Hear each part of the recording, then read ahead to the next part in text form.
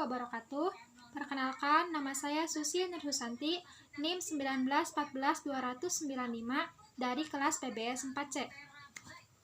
Di sini saya akan menjelaskan tentang perkembangan lembaga keuangan syariah pada tahun 2019 dan tahun 2020. Sebelum membahas mengenai perkembangan lembaga keuangan syariah, alangkah baiknya kita mengenal dulu apa itu lembaga keuangan syariah. Lembaga keuangan syariah merupakan lembaga yang setiap perusahaan bergerak di bidang keuangan, di mana kegiatannya bank hanya menghimpun dana dan menyalurkan dana. Adapun unsur dari lembaga keuangan, dalam lembaga keuangan syariah juga memiliki prinsip. Yang pertama yaitu prinsip keadilan, yang kedua yaitu prinsip kemitraan, yang ketiga yaitu transparansi, dan yang keempat yaitu universal. Baik, selanjutnya saya akan menjelaskan sedikit tentang perkembangan lembaga keuangan syariah Indonesia pada tahun 2019 sampai dengan tahun 2020. Pastinya saya menjelaskan seperti ini ada tujuan. Yang pertama yaitu untuk mengetahui bagaimana perkembangan lembaga keuangan syariah di Indonesia pada tahun 2019 dan untuk mengetahui perkembangan lembaga keuangan syariah di tahun 2020. Apakah ada peningkatan setiap tahunnya? Dan apa akibat dan sebab dalam pertumbuhan ekonomi keuangan syariah?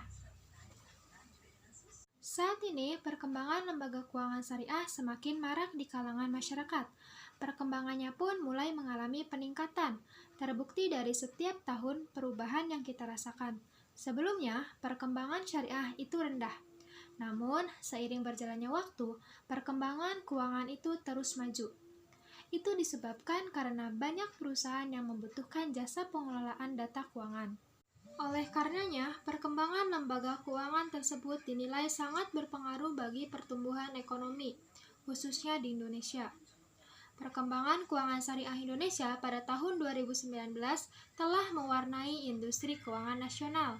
Pada tahun 2019, lembaga keuangan syariah sedang melambung karena aset keuangan syariah mencapai 1.468,7 triliun dari aset keuangan nasional. Tidak hanya itu, Indonesia sendiri telah membuat posisinya tetap kukuh. Sebab Indonesia telah mendapatkan peringkat pertama dalam Global Islamic Finance Report 2019.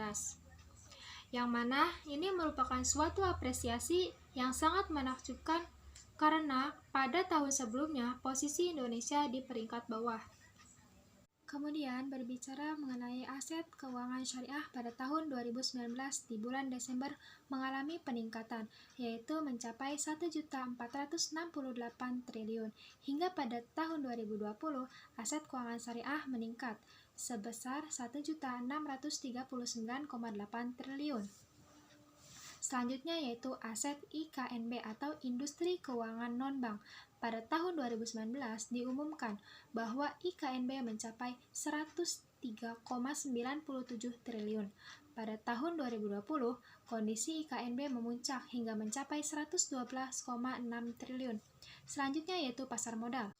Pada tahun 2019, jumlah investor tercatat sebanyak 2.484.354 investor. Di tahun 2020, investor pasar modal meningkat mencapai 3.348.396 investor. Kemudian aset perbankan syariah. Di tahun 2019, pencapaian aset perbankan syariah yaitu 494,4 triliun. Selanjutnya, berbicara mengenai fakta sepanjang tahun 2019. Data pertumbuhan ekonomi Indonesia hanya tumbuh di angka 5,02%, yang semula di tahun 2018 sebesar 5,7%. Pada pertengahan tahun 2019 dan pada awal tahun 2020, perkembangan lembaga keuangan syariah merupakan tantangan yang luar biasa bagi Indonesia dan dunia.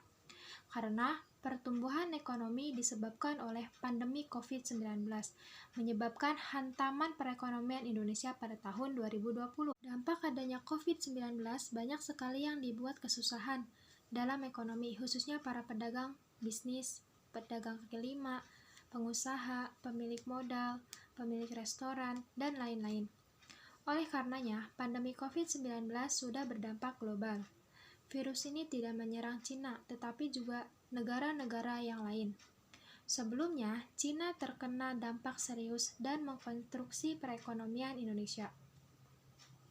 Adapun dampak terhadap perekonomian diantaranya, yang pertama, orang-orang takut berpergian, ditambah lagi adanya peraturan pemerintah yang harus membatasi sosial.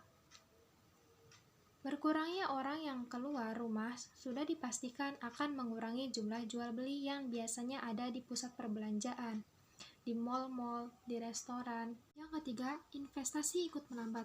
Kondisi aktivitas bisnis yang melambat, jumlah penjualannya pun ikut berkurang, dan resiko menjadi rugi itu lebih besar. Akibatnya, banyak investor yang takut rugi jika mereka meminjamkan uangnya kepada pengusaha. Sekian, terima kasih.